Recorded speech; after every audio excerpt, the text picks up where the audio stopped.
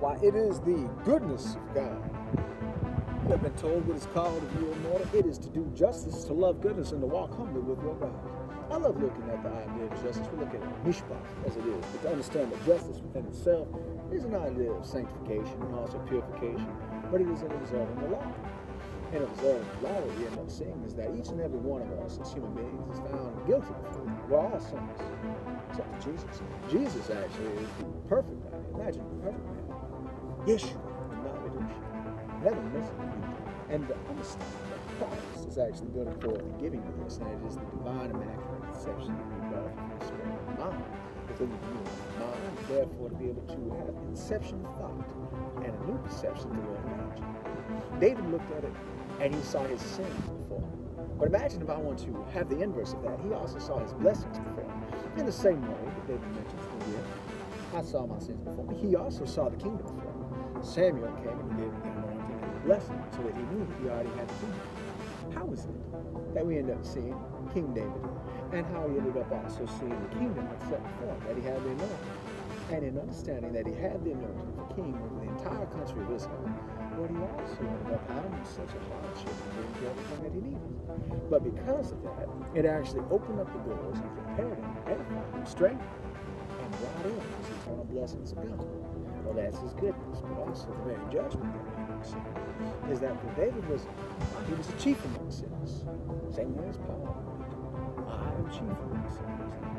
Therefore, the law and forgiveness. David did it so often. There's a time when he lost a child. And he was doing this amazing mourning.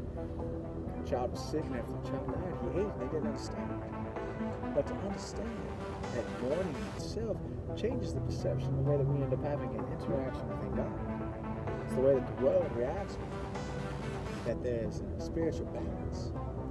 When we have that appreciation and a new understanding, we understand how it shifts within the spirit, how we accept the fast, how we accept hardship. And it says, Paul wrote, for we know all things work together for good. What is good? All things are good if you love God. That's the key. More than anything, is to accept God's righteousness and to ask for pardon for wickedness. Is to accept the wealth and to ask God and supplicate for everything that you need. To trust in Yahweh Jireh, the Lord our provider, when in poverty. To give and to receive in equal measure, pressed down and overflowing in the abundance of his goodness and his love.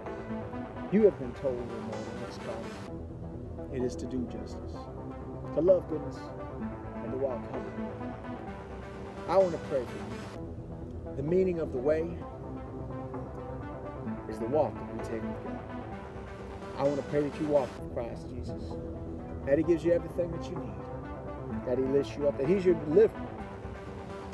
Christ takes you where he wants you, and he lifts you up, and he gives you everything that you're going to need to prosper and give others the good news of Christ Jesus. God bless. God bless America. And us.